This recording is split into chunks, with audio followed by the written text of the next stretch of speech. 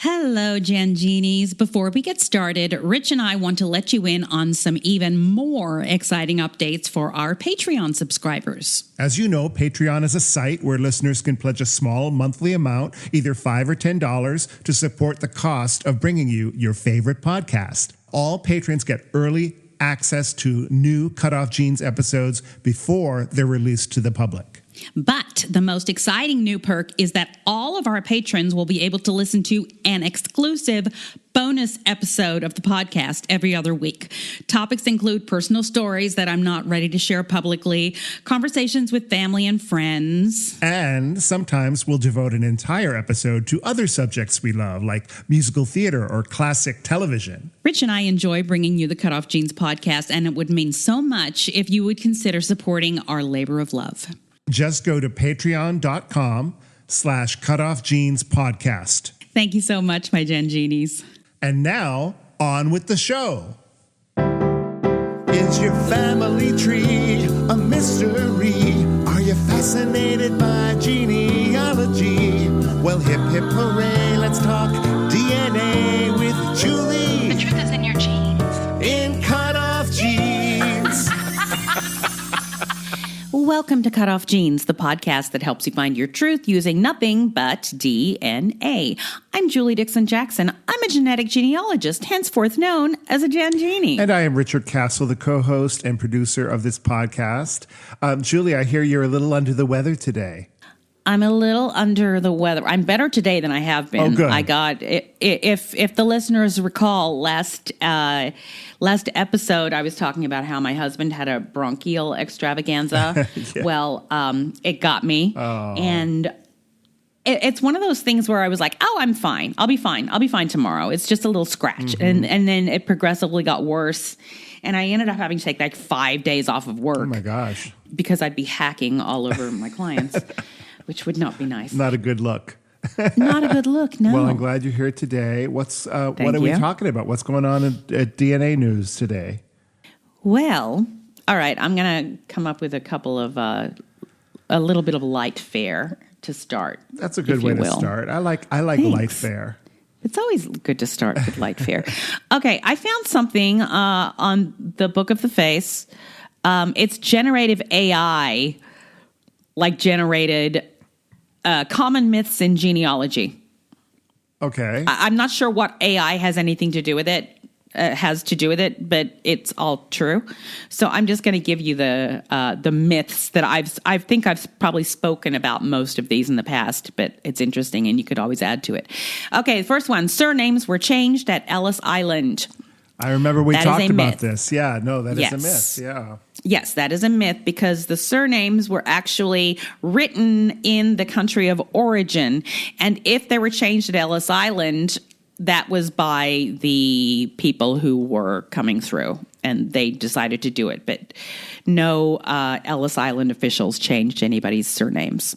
All genealogy records are available online. That's easily debunked. Yeah, I mean, that would mean that everybody has already taken a DNA test and it's all up right, there. and that everything is public, and it's state by state what is available to the public changes drastically. Sure. Online trees are always accurate. I mean, that's a no-brainer. That's ridiculous. I've actually looked at some trees. Like I've been invited to join this tree to see because they think we're related, and I'm like, I don't think we're related at all. Well, if it's, are these DNA matches? No, or, no. Oh, okay. Yeah. Yeah, if they were DNA matches, I would put more credence in it, but not when it's just I think we might have a common relative. But I mean, that might be true, but until I see the proof. More often than not, people, especially people who are new to genealogy or join Ancestry, they see all these people's trees and they just copy them. I mean, that is the biggest problem with Ancestry is that people just put trees out there that have been copied and copied and copied and copied from other incorrect trees. So it's, as I've said before, I can't emphasize enough how important it is to do your own research. It's sort of like what they're talking about with AI is because AI is only as good as the information it can pick from on the internet. And so if it's searching for something and it finds the incorrect information, it will repeat it back to you as if it is fact. I have the whole subject of AI is kind of like it kind of a knee-jerk thing for me. I'm really uncomfortable with it in so many ways. And it's kind of a point of contention between me and my husband because he thinks it's amazing. And he's constantly showing me things like this is. I'm like, I don't care. I don't think. I mean, I guess technically, yeah, it's amazing that came up with that just from that suggestion. Right. But I don't see it as. I don't find it interesting, and I don't find it creative because I think once you take humans out of art, it's not art anymore. Well, the musical I'm working on right now is sort of about that. in a way, it's about what happens when we sort of replace our relationships with people to our relationships with our devices, and how that affects our relationship with people. So, there's a lot of people writing about it. There's articles every day. I find it fascinating, but also a little terrifying. Yeah, I find it very terrifying. The whole Writers Guild right now, the strike is a big part of it is because they are trying to put it in their contract that the studios cannot use AI, and the studios want to be able to use AI to write scripts. Right. Yeah. Which is absurd. Yeah, well, I know. I mean, speaking as a musician, and a lot of my work has been taken by, well, for lack of a better word, AI, but by computers. Things that we used to be able to have a live musician there for you do not necessarily need a live musician anymore. And even the advent of like iTunes and all that stuff, which I thought was so great because now I can buy a song for 99 cents and streaming, but it has limited the ability for musicians who are not superstars to actually make a living. Yes. So yes. There are more and more jobs that are being taken away from people because AI can do these things. I mean, is that just progress and we just have to learn new skills? Maybe. I think when it comes to art, I think that's where I draw the line. I cannot. I've been thinking about this because, I cut hair as well. Yes. And I believe that hairdressing is one of the few things that hairdressers will never be able to be replaced because it's such an individual thing. I mean, everybody's head is different. Right. And nothing is going to be able to be a cookie cutter. And then I picture Jane Jetson going into the salon, where she's on a moving walkway and she goes through a machine and as she comes out and her hair is perfectly coiffed. Yeah.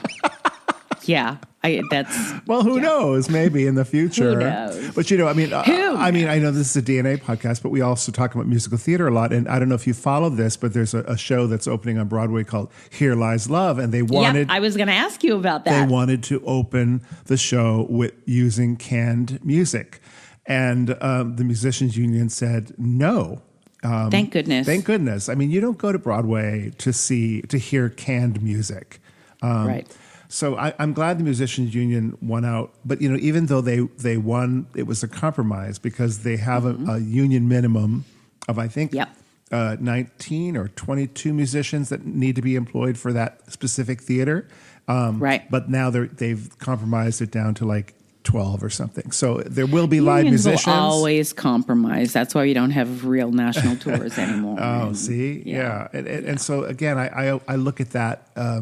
It's akin to AI in terms of taking away jobs that are creative jobs, Creative jobs. Exactly. But on the other side of that, I'll just say as far as with DNA and stuff, I mean, look at what it's done in terms of if we all put all of our information on Ancestry and it allows people to search it. And I mean, that's all computerized.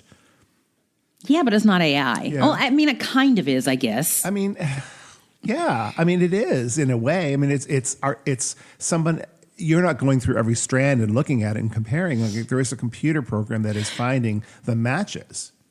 Yeah, but that's just computing. That's different from AI. Yeah. I mean, I totally hear what you're saying, but I think maybe that's why I draw the line. Yeah. It's a fascinating subject, though, and we're living through interesting times. We are. All right, I'm going to finish this list real fast.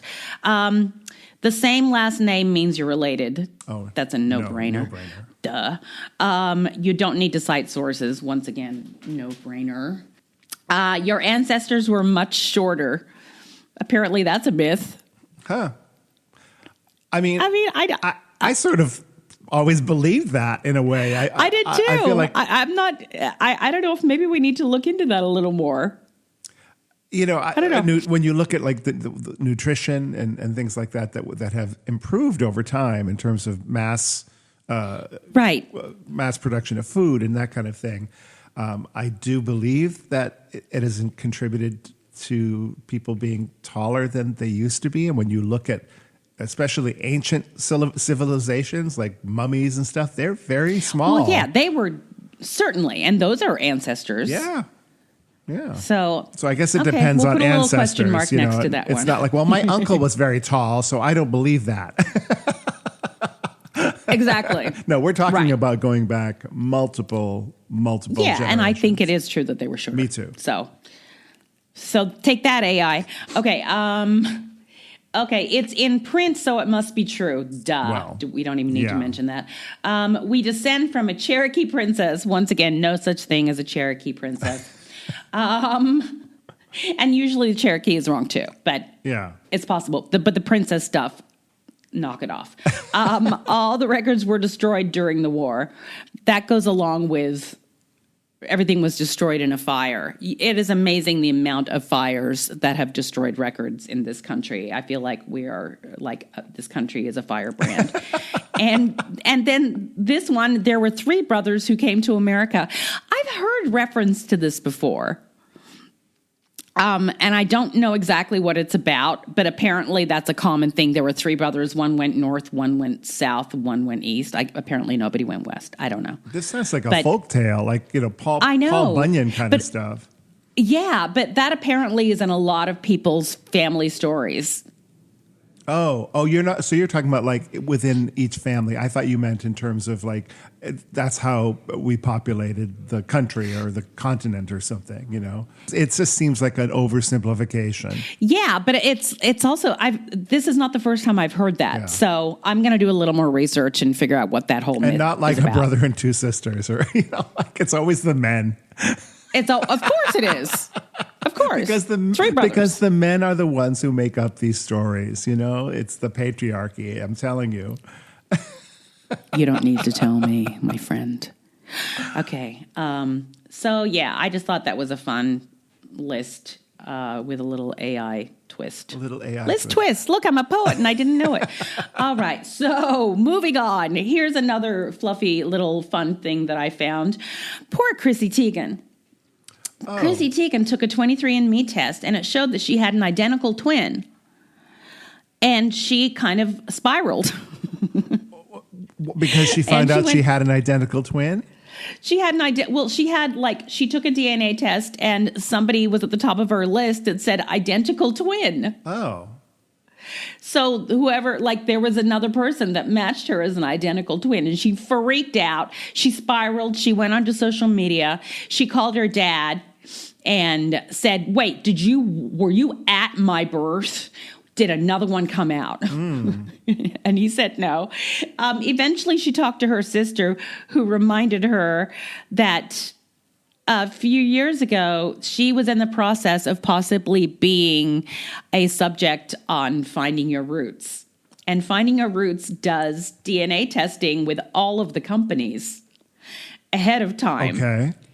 And they use a different name, a pseudonym, because, you don't want to put the celebrity names on the DNA test. So they put pseudonyms, and that's who she matched with.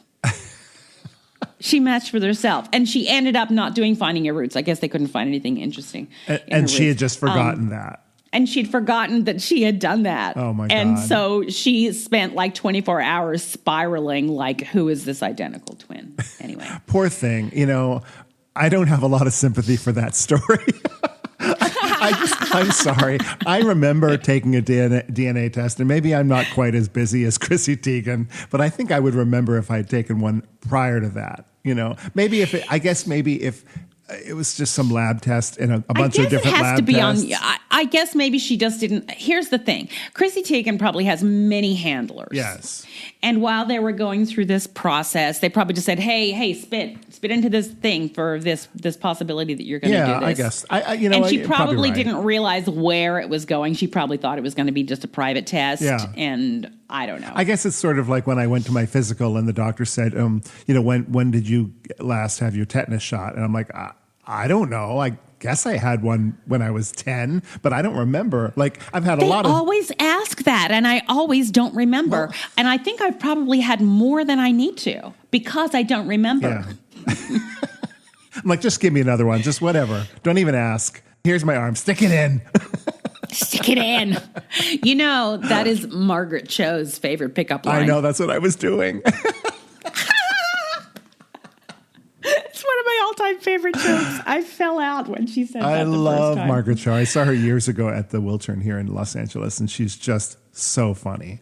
Yes, she's very funny. We better take a break. We better. Okay, or else. Let's do that. If you're enjoying our podcast, please subscribe, rate, and review. Or consider supporting us on our Patreon page, patreon.com/CutOff Jeans Podcast. Now back to Julie and me. All right, we're back. Here is a story I've been holding on to for a while. I don't know why. I've just been looking for the perfect time.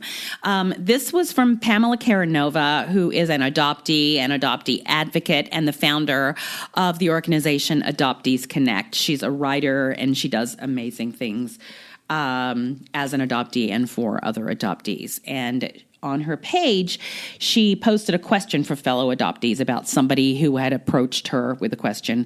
And she didn't use names, but she wanted to get thoughts from other adoptees about this. Oh, okay. And she said, I am in touch with an adoptee who is experiencing a very hard time being able to receive bereavement pay due to the passing of her biological mother. A little backstory, they have been in reunion for a few years, and it's been a difficult one. They have been off and on, which is very normal, but had reconnected towards the end of the birth mother's life. When the adoptee's biological mother recently passed away, she was called to the coroner to pick up her biological mother's belongings, identify her body, and also pay for cremation services because there was no one else in the biological mother's family who would do any of this, mostly for financial reasons. Then the adoptee then made the choice to have a small memorial service, so she was put in a position to write an obituary and set small plans in motion to hold a small memorial for her biological mother, whom she is just barely getting to know in the last few years. When she asked her supervisor about receiving bereavement pay for the loss of her biological mother, she was denied because her supervisor said her relationship with her biological mother was estranged and basically didn't count because she's adopted. We know how triggering that is to me. Yeah. For the record, this is HR. After being exceptionally upset with this outcome, she decided to go to her boss's boss. She received a call from an office manager that said, we advise you not to discuss these matters with Mr. Jones, the boss's boss, because if you do, it will not go in your favor. Is this a threat? Update from the adoptee. It's also not entirely about the days off. It's the comments from HR like she wasn't your real mom and you didn't really know her. Right. That's mainly what it is. And the estranged thing is weird because you could be estranged from your parent no matter from what, whatever parent, the parent that raised you, you know? And they wouldn't say that, they wouldn't take into account your relationship at the moment with that parent, like whether it was good or bad. Of course not. They made a judgment call based on, and you know why this is so triggering for me, because legal choices were made for me and about me because of my openness about adoption trauma. Right. And about how, I have spoken publicly about my experience, and then that was used to say that you're ungrateful or undeserving. To say that I'm yes, and that I don't deserve things, and my children don't deserve things, and which is all ridiculous, and this is ridiculous because it's and not this is HR's. Ridiculous as well. It's that to me that is not HR's call. You say absolutely my not. mother died. regardless of whether it's your birth mother, your adoptive mother, your the mother that you call mother that isn't related to you, that you was like a mother to you, whoever it is, Yes. you know, Yep. Mm-hmm. Like we all have aunts and uncles that are just friends of our parents that we called aunt and uncle because they were so Absolutely. close to us. You know, it's more about the strength of that relationship than it is about and how you feel about that. Or just, yes, it has nothing to do with anything. Like, you know, I'm constantly saying DNA is important, obviously, because it informs us of our own truth. Right. But whoever you decide is your family is what's important, and not for, you know, Well, I for mean, your if you're place gonna- of employment to judge as to yeah. whether or not you are, it's appropriate for you to grieve. And if you're going to go that way, I mean, you don't share any DNA with your husband or wife, you know, like either. Correct. So are they going to say, well, I'm sorry, that's not real family to you because, that, you know, you don't share DNA? I mean, that's ridiculous. Yeah. So I've been holding on to that forever. And I think probably because it's so triggering to me. Was there an outcome? Did she, do we I know? don't know. I don't think so. It was a while ago. I'm trying Yeah. to see what else she wrote. I just want them to include bio parents in the policy. It's traumatic any way you look at it. Whether I knew everything about her or not, I need time to grieve. Right. I've had to shove my feelings and emotions down all week just to get things done I needed to in order to plan her funeral. I didn't get to scream or cry until last night and finally stopped holding it in and let it out. So here we are. How does someone get bereavement pay for 3 days for a step parent, but they can't get it for their own biological parent? I didn't even hear the part about the step parent. Like you could get it for a step parent, but not. Well, for, yeah, of course you can. So, If it's if it's your, I mean, that's just because she was open about the fact that this was her Right. biological, you know, about her experience, gave them an opportunity to make a judgment Right. about her and whether or not she was worthy of getting the same Yeah. the same basic Benefit. rights Yeah. that Well, non-adopted you know, people get. the only way I could see this as turning like as if for some reason somebody kept saying, "Oh, my grandmother died. My grandmother died. My grandmother," you know, like kept wanting bereavement and they had like 6 grandmothers. Yes, exactly. It's not like, as if this was like she was a habitual bereaver. Yeah, like abusing the privilege, you know that. Right. Yeah. Yeah. But this is not the case. But I do not think that is the case. But I do remember, like, when I worked at Disneyland and a guy I worked with was always calling in sick, and a new relative had always died. And I'm like, I know that you're going to this party, and Yeah. that your great aunt did not just die. Right. Yeah, that's a whole different situation. Yes. I also know people that used to like say that I actually knew somebody who used to claim that his father had taken a turn for the worse in his cancer diagnosis, and turns out he never had cancer. Ugh, that's so bad. That Yeah, is it's awful, so isn't it? Awful. Yes, but that is not the case in this story. So anyway, well, I'm glad you, if you held on to that story for so long, I'm glad that you finally shared it with everybody, because I'm sure it'll Okay. raise the cockles of everybody who's listening. The hackles. Hackles, that's right. Oh, you don't raise Cockles are in your heart. The hackles are on your back. Well, I'm going to raise my cockles. I feel so strongly about this one. You know what? Keep your cockles to yourself. I think we have a title for this podcast. Keep your cockles to yourself. Cockles and muscles. Oh, Lord. Cockles and hackles. Oh, boy. Should we break? Yeah, let's take a break. Thank you for listening to Cut Off Genes with Julie Dixon Jackson and Richard Castle. You can support us by going to patreon.com/Cut Off Genes podcast. Now, back to the program. Okay, it is time for the final story time of this season. This is the end of season 12. That's right. 12? No, season 7. Wait, no, season 7. Yeah, it's Feels like episode 12. When we went down from like 100 episodes for the first season, we decided to move down to 12 because it was a little more manageable. Correct. It's always fun explaining that to people.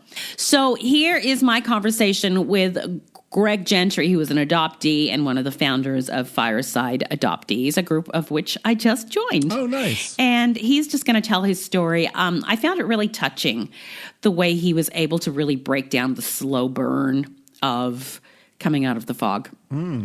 I think. And it was really nice talking to him. And I hope you guys enjoy listening to him as much as I did. Great. Let's listen in. Hi, guys. I have on the line Greg Gentry. Thank you for joining us, Greg.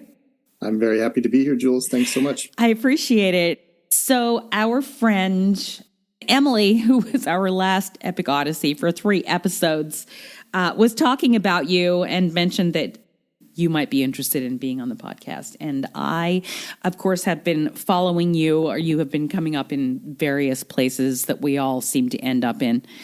I would love to hear your story, too, hear all about your journey. DNA is only something I've just now, as of last week, sent my sample in for. So I don't yet have any DNA information. Really? But I'm forward to it. Okay. Because it has these burning questions in my mind about my heritage.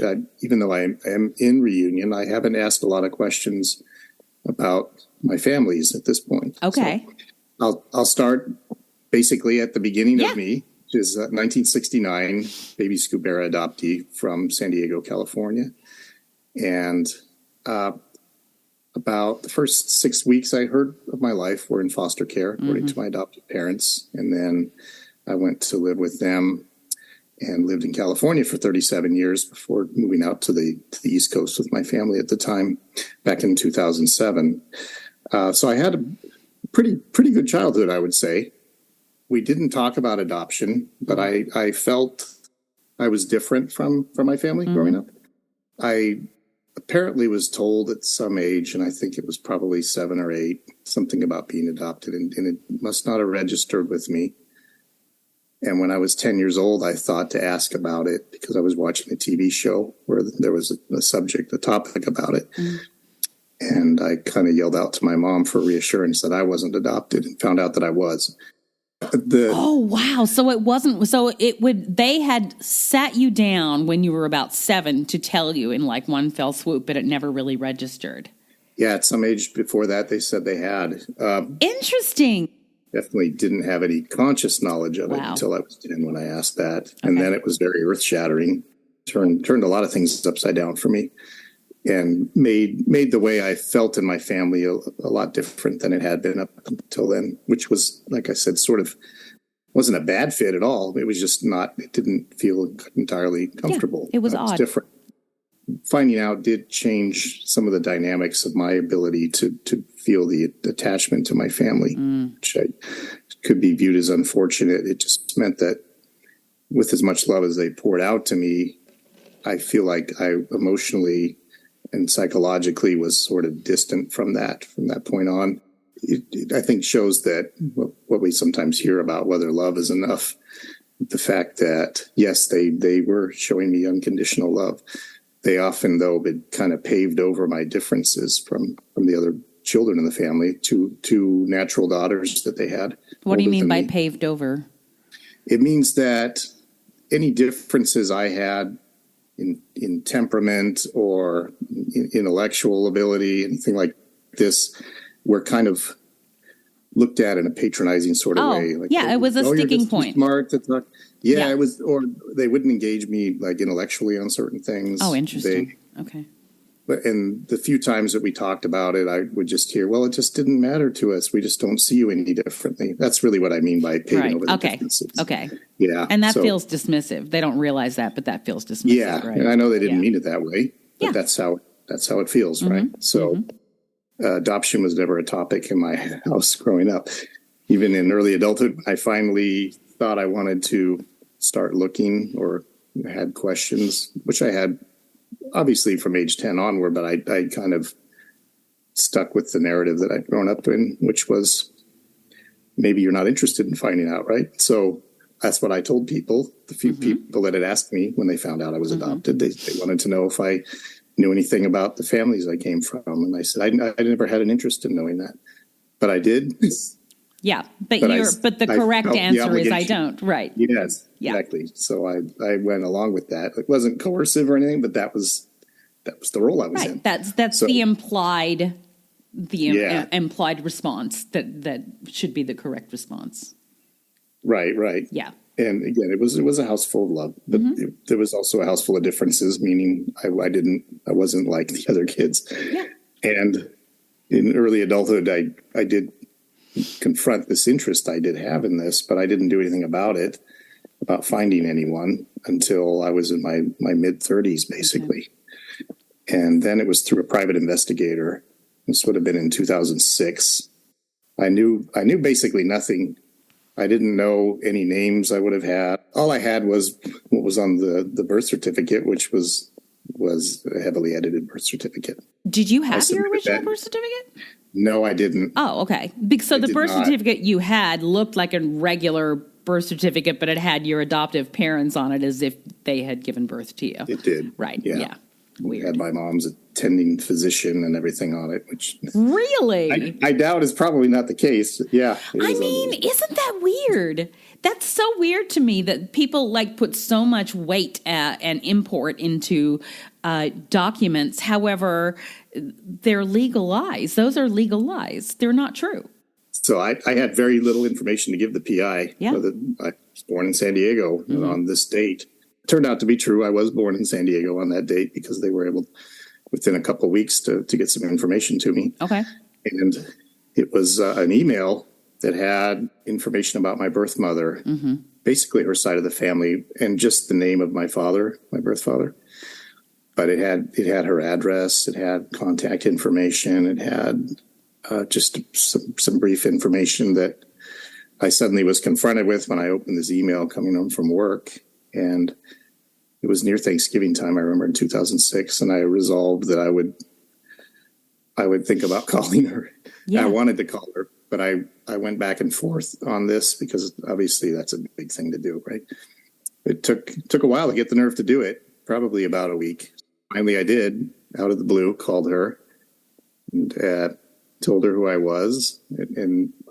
But I did it this way. I told her my name, the name I have now, told her the day I was born and where I was born. And then I said I had always wanted to hear her voice. That was how I introduced myself, because when I got on the phone with her, she was, well, who is this? What's this about? And so once I had said these things about, I still hadn't said I was her son.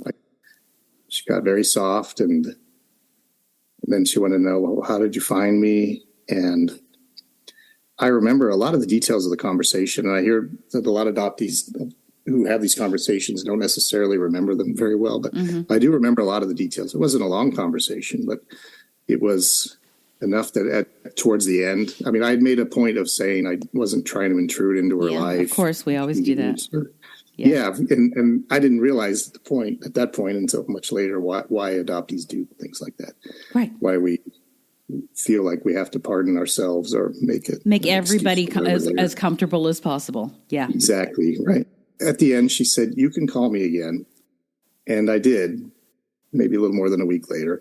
We started out really slow, but then within about 2 weeks, we turned the valve on all the way. And we were fully into this, and we exchanged hundreds of emails. I mean, text messages. It went so fast. It really was feeling like that Hallmark type of reunion. Yeah. All I had from my father was his name. Okay. And that he was born in Oklahoma.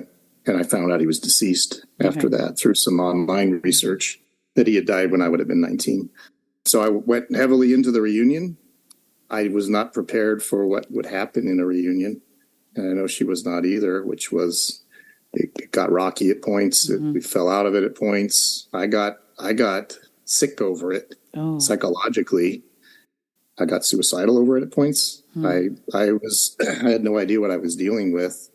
She didn't know, because it looks like some big response coming out of somebody that she's never known. Yeah. So we eventually, through a couple of really jagged ups and downs, kind of hit this equilibrium that lasted for a number of years until 2021. And then we have a rift that developed at that point, 2021. Okay. And I haven't spoken to her since then. Oh, wow. And I would like to again at some point, I think, and I say I think because the conversation that led up to this breakdown in the reunion was pretty painful for me. So it had to do with my father and also whether I was communicating with her on a level she expected. And when she told me not to talk about it again, then I said basically inwardly, okay, we just won't talk at all. And we kind of stopped. We abruptly stopped. Now, was this the secret that she had kept from the other people in her life? She had not. Oh, okay. It wasn't a secret. In fact, my half-siblings through her knew about it. Oh, okay.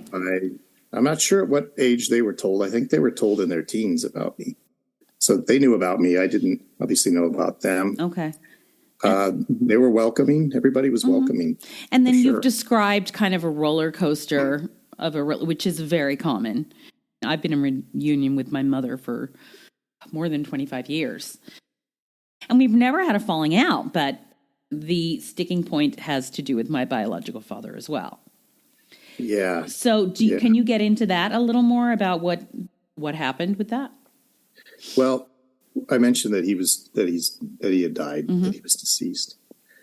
I found that out through my oldest adoptive sister was doing research online after I found my birth mother. And she said, I think I found him. I think he's dead. There was very little information on that, but I mulled it over and felt inwardly about it's interesting. I didn't know how to feel the loss of it, but I kept thinking about what it would do to her if she didn't know. The reason I know she didn't know is because she didn't talk about him in the past tense at all in that sense. I mean, She told me very little about him, but she had told me a few things about him, which actually ended up being how I was able to locate him eventually through help from another adoptee, through Emily, in fact. I decided I would tell her that he had died. And that was in 2007, I told her. And I remember her response to it. She took it kind of hard. I mean, she wasn't crying on the phone with me or anything, but she said, this is pretty tough news. I'm sorry to hear this. And if you go forward to 2021, when the breakdown of the reunion happened, it's interesting. I had a phone conversation with her the week that my family was moving to Florida from Boston. And I hadn't talked with her on the phone in ages. It was really weird. It was like the universe saying, you're going to call her one last hour. She's going to call you. So we talked. And I had been talking to her about wanting to connect with my cousins on her side. I hadn't been talking to her about my father at all. We got off the phone and she texted me, I forgot to ask you how your search is going. So when an adoptee sees the word search, I thought, she knows I'm looking for him. Turned out she was asking whether I'd connected with my cousins, but I answered a question about, I'm still trying to reach out to his family. Yeah. She said, what are you talking about? What do you mean? What are you looking for? He got really insistent in these text messages. It wasn't spoken. What are you trying to find? I said, well, you know that he died, and I'm just trying to connect with him. What do you mean he died? He said, well, yeah. I said, this is how you tell me he's dead? I said, I told you that in 2007. So she blocked it out. She said, I think you told me you thought he might be dead. Well, how much would I be able to confirm that? But she said, no, I remember if you had told me this, I would remember this. And I'm not old. I'm not stupid. And you didn't tell me this. You're a terrible communicator. And I don't ever want to hear from you about this again. And, that's when I ended the contact with her. It was like, okay. Wow. Let's see where this went. So I've stayed in touch with my half-brother and sister and with her husband. And they're all very receptive to me. Her husband knows the most about what happened, but he's always been very welcoming of me. That's nice. And even last week he texted me, so he stays in touch, and he's told me, I know she's upset when we talk, but you're family to me, and we're going to keep talking. So I'm actually closer to him now than I was to her. Yeah. And so it seems to be to her. It seems like, so from what you know, obviously their relationship was very important to her. Yes. They were really young. Okay. I don't even know how long they were together. They were in their teens. But they actually had a relationship. As far as I know, they dated, but she was very young. Yeah. Probably too young to be in the relationship she was in. Sure. But she's never said a lot to me about the conditions around that or the circumstances around that. Okay. But she had never spoken badly of him. She did say that he wanted first to marry her, but he was too young. And the parents on both sides, I think, didn't want that. Right. And thought that was impractical. And so he started avoiding her. If she saw him on the streets, he started avoiding her.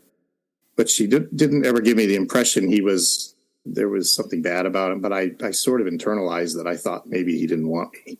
And that's what went in my head for 14 years, basically, until I found that his family I thought maybe he didn't want me. And so it kept me emotionally from thinking about him very much. And it turned out that when I finally did have contact, I had heard from his widow, no, he did think about you. Oh, so she knew about you too. Yeah. It's interesting. She did. And obviously his immediate family did, but none of his other children knew about me. Okay. There were 5 other boys. I was a surprise to all of them. So the DNA test that you're waiting on results for, what are you hoping for that to confirm? Well, I had heard from my birth mother and also from his side of the family about his native piece. Oh, okay. Which there's some uncertainty in me about the percentage of it. I've heard he was 1/4 native. I've heard that my brothers who have applied for things said that they couldn't because there was no Indian card because he wasn't enrolled or his family wasn't enrolled in the census. The woman. That's a problem. Yeah, I'm interested in it for that reason. Do you know what tribe? Cherokee. So it's Cherokee because you're from Oklahoma, or he's from Oklahoma, right? Is that what you said? He's from Oklahoma. Oh, I'm curious. Yeah, but I think the woman who was Cherokee and his family was from South Carolina originally. Okay. So, and didn't move out west. Right. Right away. Eventually she did. Okay. But she was, it sounds like, adopted by what was described to me, raised by white people. Okay. I think she was somebody removed from her home. Oh, sure. Yeah, I think she was displaced and came into my family tree as a result of that. I'd love to look at your DNA results when they come in. Oh, thank you. I have no idea what I'm doing. And also, it'll also confirm all the other stuff too. You just never know what you're going to find with a DNA test. In my particular case, what is so interesting is I'm an adoptee, but I'm also an NPE because the father that I was always told was my father was actually not. So, we don't ever know anything 100% until DNA proves it. It's a scary thought. I know. I'm just going to put that out there just as a possibility I've because heard it from a few people. I was done. My search was over after I found my biological father. And it was not. It took me another 2 years to find my father. So, and thanks to DNA, I'm happy to help you if you would like to. Yes, I would. Thank you. Have me look at it. I'd like to ask you about Fireside Adoptees. Can you tell us about that? Sure. Private Facebook group and also a public group that was formed in 2021 by 3 members that had left another group that folded up. It's the Facebook group that revolves around a Zoom call twice weekly that's open to adoptees only who come into our space and can have a chance to share and connect and talk about topics that we as a leadership team, we try to come up with things that are engaging for people, or we'll give open microphones, or we do interviews also with adoptees or even branched out a little bit into members of the constellation. So Fireside has been a big part of my life as an adoptee coming out of the fog. In 2021, I went almost straight into this group and have been engaged with it ever since. So it's been almost 2 years now, but it's really, really been a fruitful place for me because I've made so many great contacts with people and had a chance to hear so many great stories. Yeah. It's really been kind of a humbling experience for me. Community is so important, especially for those of us coming out of the fog and being able to identify what the heck the fog is or was. And would you say that your fog coming out happened in 21 with what happened with your mother? Yep. It absolutely happened in 21. Okay. And it happened, but it didn't happen because of that incident. It happened a couple months before that in July. But it still revolved around her. Okay. And a picture I had seen of somebody that looked so much like her that it really shocked me into realizing that she had been a young woman who gave me up, and that I had lost all of these things. I'd lost my heritage. I'd lost my family. And that was the coming out of the fog moment for me, was the impact, this visual impact of seeing somebody who resembled her the year before she gave birth to me. Oh, interesting. And it shocked me so much that I remembered I fell apart. I had an emotional breakdown over it. Oh, wow. And so it was a real sudden thing. It was very sudden. Yeah. And it happened really all in an instant, kind of, when I made that connection of why does the picture I'm looking at remind me of somebody? Who is it reminds me of? And it turned out to be that it reminded me so strongly of her that I was kind of yanked out of the fog at that point. Isn't it interesting how for most of us it happens later in life too? Like we spend so much time just going, oh yeah, adoption is great, everything is great, it was pretty normal for me, blah blah blah, and then all of a sudden bang, something happens. And I think the fact that we meet others that are kind of reckoning with that too, I think it gives us the permission to feel what we're feeling and admit that that's what we're feeling, and there's no shame in it. Yeah, Sarah Jo, and I know you know Sarah Jo also. Yeah. I have often heard her say, adoptees are fine until they're not fine anymore. And that's what happened to me. Yeah. Sort of what you're saying here. Everything, well, and I know that I wasn't fully fine, but I was fine enough. Yeah. Till suddenly I wasn't fine at all anymore. And that was a big upheaval for me when that happened. It's so great that you had that community, though, to walk you through that. It's been invaluable. It definitely has ups and downs for sure, right? Like everything else. I was very naive going into it because I didn't know what the dynamics would be like in groups like that. But I really went kind of full force into Adoptee TikTok, and I was all in until I wasn't. And I get it. I think Adoptee TikTok is amazing and raw, and people tell their truth. And at the same time, it got to be too much for me. I'm like, there's got to be another way to do this, and to help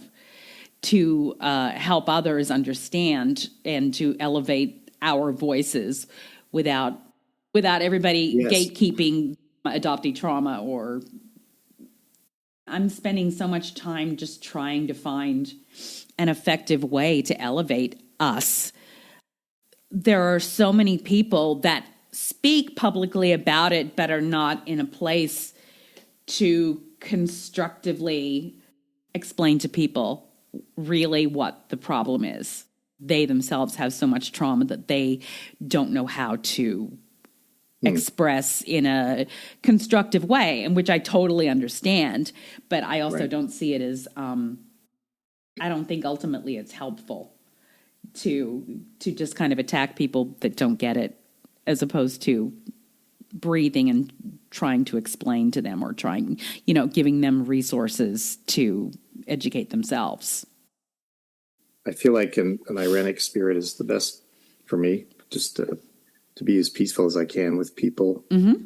And I've found that opens up a lot of people listening to some things, people outside of the constellation, or some of them in it that may have asked me something a certain way, and they were actually very surprised at the type of response I gave and the tone of my response, and it allowed them to hear me.